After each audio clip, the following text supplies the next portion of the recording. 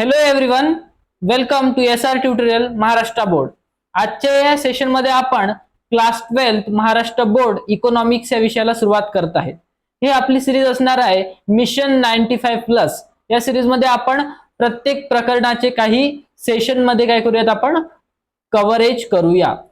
तर आज आपण सुरुवात करणार आहोत प्रकरण क्रमांक 2, उपयोगितेचे विश्लेषण. So let's start it. तर उपयोगिता म्हणजे काय? तर उपयोगिता म्हणजे वस्तू आणि सेवांमधली मानवी गरज भागवण्याची जी क्षमता आहे तिला काय म्हणतो आपण? उपयोगिता म्हणतो. सो उपयोगिता म्हणजे वस्तूमध्ये असणारी मानवी गरज भागवण्याची जी क्षमता आहे तिलाच आपण उपयोगिता म्हणतो. तर उदाहरण घ्या की पाण्याचा ग्लास आहे. सो तो पाण्याच्या ग्लासमध्ये मानवाची पाणी पिण्याची जी गरज आहे ती भागवण्याची काय क्षमता आहे. त्यामुळे पाण्याचा ग्लास जेव्हा आपण पितो त्यापासून आपली मानवी गरज जी आहे ते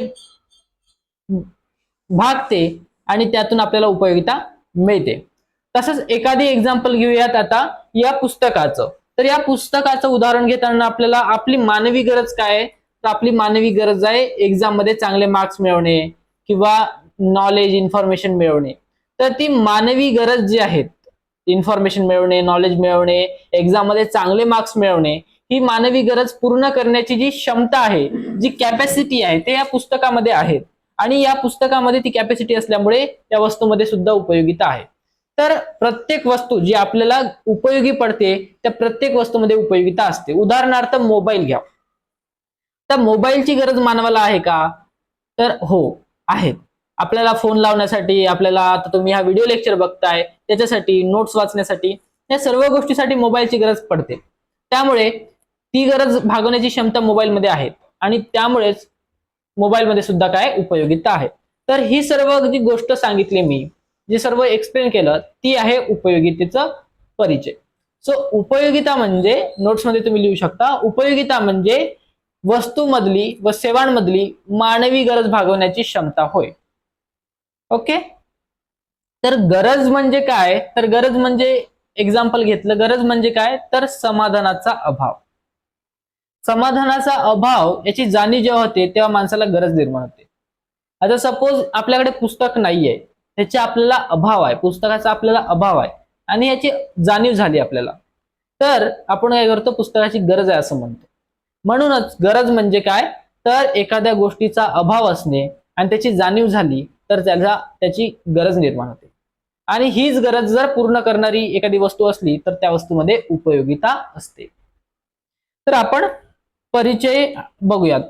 सो प्रस्तावनामध्ये दिलेला आहे, तुम्ही यापूर्वी इयत्ता 11वी मध्ये असताना उपयोगिता या संकल्पनेची तोंडओळख घेतलेली आहे.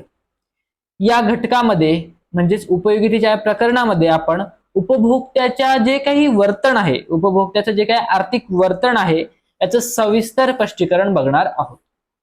तर प्रत्यक्ष व्यवहारामध्ये प्रत्येक व्यक्ती उपलब्ध साधन सामग्रीच्या सहाय्याने आपापल्या गरजा भागवण्याचा प्रयत्न करत असतो. तर प्रत्येकाकडे साधनं जे आहे ते लिमिटेड आहेत. जे साधनं जे आहे, संसाधन जे आहे ते काय अपूर्ण आहेत, परंतु त्या ज्या काही उपलब्ध संसाधन आहेत त्या व्यक्तीकडे त्याचा पूर्ण उपभोग घेऊन ज्या घरी गरजा निर्माण होतात ते भागवण्याचा प्रत्येक व्यक्ती प्रयत्न करत असतो. आपापल्या इंडिव्हिज्युअल लेवलवर प्रत्येक वस्तू आपली गरज कशी पूर्ण होईल याचा विचार करत असतो. आणि खरे तर सर्व मानवी गरजा एकाच वेळी पूर्ण होणे शक्य नाही, कारण गरजा काय आहे? पुनरुद्भावी आहे. लास्ट इयरला तुम्ही शिकलायत 11वी मध्ये, गरजा काय? पुनरुद्भावी आहे. म्हणजे एक गरज पूर्ण झाली की दुसरी गरज पुन्हा निर्माण होते. त्यामुळे सर्वच गरजा मानवाच्या एकाच वेळी पूर्ण होऊ शकत नाही. आणि उपयोगिता विश्लेषणात उपभोक्त्याचा महत्तम समाधान कसं मिळवता येईल याचं स्पष्टीकरण बघतो. म्हणजेच काय? तर सर्व गरजा तर पूर्ण होऊ शकत नाही, परंतु गरजा पूर्ण करताना उपभोक्ता म्हणजेच तुमच्या आमच्यासारखा जो उपभोग घेतो तो व्यक्ती कसं त्याला सर्वोत्तम समाधान मिळेल त्या वस्तूपासून, त्याचं विश्लेषण आपण या उपयोगिताच्या प्रकरणात करत असतो. आता आपण उपयोगितेचे जे काही वैशिष्ट्य दिलेले आहेत, आपल्या पुस्तकामध्ये एकूण 10 वैशिष्ट्य उपयोगितेचे दिलेले आहेत, त्याचं आपण एक एक करून स्पष्टीकरण बघूया. सो उपयोगितेचं पहिलं वैशिष्ट्य म्हणजे काय? तर उपयोगिता ही सापेक्ष संकल्पना आहे. काय? उपयोगिता ही सापेक्ष संकल्पना आहे. सापेक्ष म्हणजे काय? सापेक्ष या शब्दाचा आधी अर्थ जाणून घेऊया. सापेक्ष म्हणजे बदलणारी. तर ही उपयोगिता काय? बदलणारी संकल्पना आहे. ती वेळेनुसार आणि काळानुसार काय ते बदलते. त्याचबरोबर ती स्थळानुसार सुद्धा बदलते. आता एक्झाम्पल सांगा सर, याचं उदाहरण द्या सर. तर काळानुसार कशी उपयोगिता बदलते? आता आहेत उन्हाळा, बरोबर. हा लेक्चर जेव्हा मी शूट करतोय तेव्हा उन्हाळा चालू आहे. तर आता आपल्याला जास्तीत जास्त गरज कशाची जाणवते किंवा आता आपल्याला कशात उपयोगिता जाणवते? तर ते आहे थंड पेय म्हणजेच कोल्ड ड्रिंक्स. तर कोल्ड ड्रिंक्सचा आता जेवढं आपल्याला उपयोगिता आहे तेवढीच उपयोगिता आपल्याला थंडीच्या दिवसात असते का? तर नाही, कारण थंडीच्या दिवसात आपण काय घेतो? कोमट पाणी पितो. त्यामुळे काळ बदलल्यामुळे त्या वस्तूची उपयोगिता सुद्धा बदलली. तसंच आता काही दिवसांनी पावसाळा येतील. तर पावसाळ्यामध्ये छत्रीची उपयोगिता जाणवते, रेनकोटची उपयोगिता जाणवते, परंतु त्याच रेनकोटचा आणि छत्रीचा उन्हाळ्यामध्ये उपयोगिता जाणवत नाही. त्यामुळे एखाद्या वस्तूत एखाद्या काळात जर उपयोगिता असेल तर दुसऱ्या काळात ती राहू पण शकते, नाही राहू पण शकत. म्हणजे ती बदलणारी संकल्पना आहे, सापेक्ष संकल्पना आहे. त्याचबरोबर ती काळानुसार बदलते बघितलं, ती स्थळानुसार सुद्धा बदलते. तर स्थळानुसार सर कसं काय बदलते हो? तर स्थळानुसार कशी बदलते ते आपण जाणून घेऊया. तर स्थळानुसार कशी बदलते? तर आता वाळूचं उदाहरण घेऊयात. वाळू ही नदी पात्रात किंवा नदीच्या काठावर जी वाळू असते त्याची उपयोगिता तिथे नसते, परंतु ती जेव्हा एखाद्या घर बांधण्याच्या ठिकाणी आणली जाते, जिथे घर बांधणं चालू तिथे आणली जाते, तेव्हा तिची उपयोगिता वाढते. ओके, कारण तिचं जास्त उपयोग असतो, त्यामुळे तिची उपयोगिता वाढते. त्यामुळे स्थळ बदललं, नदी कात्रापासून ते कन्स्ट्रक्शन म्हणजे घर बांधणीच्या ठिकाणी आलं तर उपयोगिता सुद्धा बदलली. त्यामुळे लिहून घ्या की उपयोगिता ही सापेक्ष संकल्पना आहे, ती काळानुसार आणि स्थळानुसार बदलते. दुसरं त्याचं वालं जे वैशिष्ट्य आहे ते म्हणजे व्यक्तिनिष्ठ संकल्पना. होय, उपयोगिता ही व्यक्तिनिष्ठ संकल्पना आहे. उपयोगिता काय? व्यक्तिनिष्ठ संकल्पना आहे. आता व्यक्तिनिष्ठ म्हणजे काय सर? तर व्यक्ती सापेक्ष म्हणजे व्यक्तीनुसार उपयोगिता बदलते. आता उदाहरण घेऊयात. डॉक्टरांचा जो टेथेस्कोप असतो त्याची उपयोगिता फक्त डॉक्टरांसाठी असतो, दुसऱ्यांसाठी नाही. त्यामुळे व्यक्ती बदलला त्यानुसार वस्तूची उपयोगिता बदलली. आता टीचरांचा जो चॉक असतो, खडू असतो, त्याची उपयोगिता टीचरांना जास्त असतो. त्याचप्रमाणे एखाद्या वकिलाचा जो कोट असतो, ब्लॅक कोट, त्याची उपयोगिता फक्त वकिलांसाठी असते. म्हणजेच एखादी व्यक्ती बदलला तर उपयोगिता सुद्धा बदलते. म्हणजेच उपयोगिता ही काय? व्यक्तिनिष्ठ व्यक्ती सापेक्ष संकल्पना आहे. कारण प्रत्येक व्यक्तीच्या आवडीनिवडी, प्राधान्य, पसंती, स्वभाव आणि व्यवसाय का असतो वेगवेगळा असतो. त्यामुळे एखाद्या वस्तूमध्ये एखाद्या व्यक्तीला उपयोगिता जाणवत असेल तर त्याच वेळेस दुसऱ्या व्यक्तीला उपयोगिता जाणवू शकत नाही. तिसरं वैशिष्ट्य उपयोगितेचं ते म्हणजे नैतिक दृष्ट्या तटस्थ. तर उपयोगिता ही नैतिक दृष्ट्या तटस्थ संकल्पना आहे. म्हणजेच काय सर? तर ती योग्य अयोग्य, चांगलं वाईट हे बघत नाही. उदाहरणार्थ चाकू किंवा सुरीचं उदाहरण घेऊयात. एखादी व्यक्ती त्या चाकू किंवा सुरीचा उपयोग व्हेजिटेबल आणि जे काही फळभाज्या फुलं आहेत ते कापण्यासाठी घेऊ शकतो. तर दुसरा व्यक्ती त्याच चाकूचा किंवा सुरीचा उपयोग एखाद्याचा खून, मर्डर करण्यासाठी करू शकतो. दोघांचंही काय होत आहे? तर गरज आहे ती भागत आहे, ते पूर्ण होत आहे. परंतु दोन्ही याच्यात उपयोगिता जाणवत आहे. उपयोगिता कारण बरं काय आहे आणि वाईट काय हे बघत नाही. म्हणजे व्हेजिटेबल कापणे हे चांगलं आहे आणि खून करणे हे वाईट गोष्ट आहे, परंतु उपयोगिता हे चांगलं आणि वाईट बघत नाही. दोन्ही याच्यात उपयोगिता असते. हे सांगण्याचं काम या तिसरा पॉइंट करतो. चौथा पॉइंट आहे उपयोगिता आणि उपयुक्तता यात फरक. होय, उपयोगिता म्हणजे काय? तर मानवी गरज पूर्ण करण्याची वस्तूमधली क्षमता. ओके, तर वस्तूच्या जी काही अंगी असणारी मानवी गरज पूर्ण करण्याची क्षमता आहे, योग्यता आहे, ती म्हणजे उपयोगिता. परंतु उपयुक्तता म्हणजे काय? तर उपयुक्तता म्हणजे त्या वस्तूमधील माणसाचा कसा फायदा होईल ती वस्तू उपभोग केल्यावरती, ते म्हणजे उपयुक्तता. म्हणजे जे काही वस्तूचा उपभोग केल्यावर बेनिफिट्स मिळणार आहे माणसाला ते म्हणजे उपयुक्तता.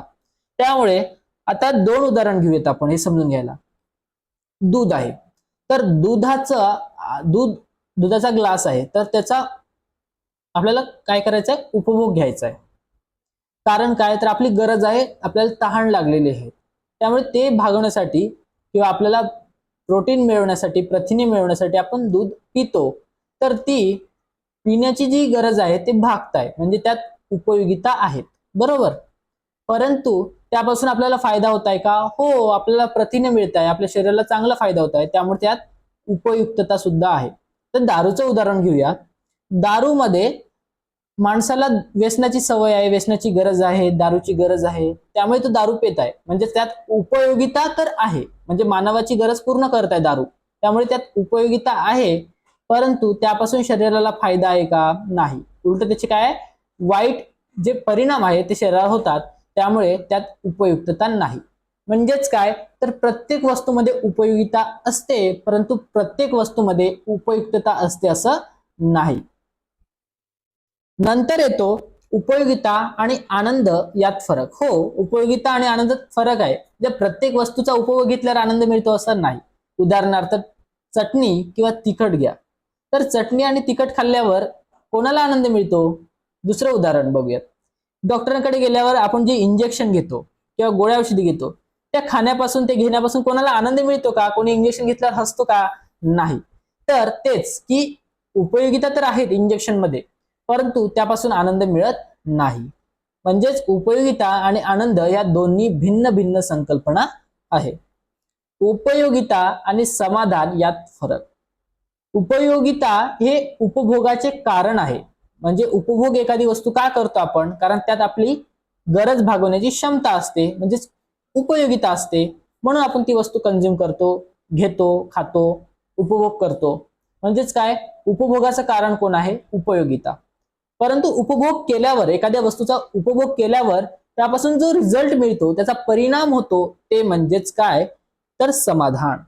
एखाद्या वस्तूचा उपभोग केल्यावर जे काही आपल्याला सॅटिस्फॅक्शन मिळतं, समाधान मिळतो, ते असतो त्याचा परिणाम. उदाहरणार्थ आपल्याला तहान लागलेली आहे आणि आपण पाणी पित आहे, म्हणजेच काय, तर आपल्याला आपल्याला उपयोगिता आहे त्या पाण्यामध्ये, म्हणून पाणी पित आहे. परंतु पाणी पिल्यानंतर जे काय आपल्याला समाधान मिळतं, आपल्या चेहऱ्यावर जे हसू येतं, स्मित हास्य येतं, ते म्हणजे त्याचं समाधान, त्याचा परिणाम. नंतर येतं उपयोगितेचे केवळ तात्विक मापन शक्य. तर हे 7वं वैशिष्ट्य आहे उपयोगितेचं, की उपयोगितेचं केवळ तात्विक मापन होऊ शकतं. म्हणजेच काय, तर उपयोगितेला मोजता येत नाही. उपयोगिता ही काय आहे? काल्पनिक संकल्पना आहे, इमॅजिनरी कन्सेप्ट आहे, तिला मोजता येत नाही. म्हणजे तिला 1, 2 अशा संख्यात्मक मापन जे आहे, न्यूमेरिकल टर्म्स मध्ये त्याचं मापन मोजमाप करता येत नाही. एकतर तिला सकारात्मक किंवा शून्य किंवा नकारात्मक अशा प्रकारे व्यक्त करता येते. नकारात्मक उपयोगितेलाच आपण ऋणात्मक उपयोगिता असेही म्हणतो. नंतर येतो 8वं वैशिष्ट्य, ते म्हणजे उपयोगिता बहुपर्यायी आहे. हो, उपयोगिता बहुपर्यायी आहे. उदाहरणार्थ घेऊयात आपल्याला, की वीज, इलेक्ट्रिसिटी मध्ये आपल्याला उपयोगिता आहे, परंतु ती उपयोगिता बहुपर्यायी आहे. त्यातून आपण चार्जिंग करू शकतो, फॅन लावू शकतो, फ्रीज चालू शकतो, टीव्ही चालू शकतो, म्हणजे तिचे अनेक उपयोग करू शकतो. म्हणजे ती काय, बहुपर्यायी आहे. म्हणजेच काय, एखादी वस्तू एका वेळेस अनेक व्यक्तींची किंवा वेगवेगळ्या व्यक्तींची गरज भागवू शकते आणि त्याचा वापर वेगवेगळ्या प्रकारासाठी केला जाऊ शकतो. त्याचं 9वं वैशिष्ट्य आहे, की उपयोगिता गरजेच्या तीव्रतेवर अवलंबून असते. हो, उपयोगिता गरजेच्या तीव्रतेवर अवलंबून असते. म्हणजेच काय, तर एखाद्या वस्तूला खाण्याची, एखाद्या वस्तूचा उपभोग घेण्याची जेवढी गरज जास्त असेल, त्या वस्तूच्या उपभोगापासून तेवढी उपयोगिता जास्त मिळेल. म्हणजे गरज जास्त, उपयोगिता जास्त. गरज कमी असेल त्या वस्तूचा उपभोग घेण्याची, तर उपयोगिता सुद्धा त्यापासून कमी मिळते. जसं एखाद्या व्यक्तीने आत्ताच जेवण केलं आहे आणि त्याला जर तुम्ही पिझ्झा देणार, तर त्याची उपयोगिता तेवढी नाही राहणार. पण एखादी भुकेला व्यक्ती आहे, ज्याने सकाळपासून अन्नच खाल्लं नाही, त्याला तुम्ही पिझ्झा देणार, त्याच्यासाठी त्याची जास्त उपयोगिता आहे. म्हणजे गरज जास्त, त्याला जास्त उपयोगिता. 10वं वैशिष्ट्य म्हणजे काय, तर उपयोगिता मागणीचा आधार. का बरं असं म्हटलं असेल, कारण ज्या वस्तूमध्ये उपयोगिता असते म्हणजेच मानवी गरज भागवण्याची क्षमता असते त्या वस्तूचा लोक काय करतात, मागणी करतात. एखादी व्यक्तीला ती वस्तू काही उपयोगीच नाही तर ती व्यक्ती ती वस्तू कशाला खरेदी करेल, म्हणजेच त्याची मागणी करणार नाही. परंतु एखाद्या व्यक्तीला ती वस्तू उपयोगी आहे, त्याच्यात त्याची गरज भागवण्याची क्षमता आहे, तर त्या वस्तूचा तो नक्कीच काय करेल, मागणी करेल. धन्यवाद. भेटूया अशाच व्हिडिओमध्ये त्यामध्ये आपण बघूयात उपयोगितेचे प्रकार. तर तोपर्यंत स्क्रीनवर दिलेले जे काही QR कोड आहे टेलिग्राम चॅनलचा आणि माझ्या इंस्टाग्राम अकाउंटचा, ते तुम्ही तिथून स्कॅन करून त्या चॅनलला आणि माझ्या इंस्टाग्राम पेजला फॉलो करू शकता, ज्यामध्ये तुम्ही मला इंस्टाग्रामवर डायरेक्ट तुमचे क्वेश्चन विचारू शकता आणि टेलिग्राम चॅनलवरती PYQs, नोट्स आणि जे काही PPTs आहे हे सगळं अवेलेबल तिथे करून दिलं जातं. तर त्यासाठी तुम्ही आपलं चॅनल म्हणजेच SR ट्युटोरियलचं टेलिग्राम चॅनल आणि आपलं इंस्टाग्राम अकाउंटला फॉलो करू शकता. त्याचबरोबर आणखी एक महत्त्वाची अपडेट म्हणजे, जर तुम्हाला माझे व्हिडिओ आवडत असतील तर ते अनेकांपर्यंत शेअर करा आणि अशाच व्हिडिओसाठी आपल्या चॅनलला म्हणजेच SR ट्युटोरियल महाराष्ट्र बोर्डला सबस्क्राईब करा. धन्यवाद. भेटूया अशाच पुढच्या व्हिडिओमध्ये.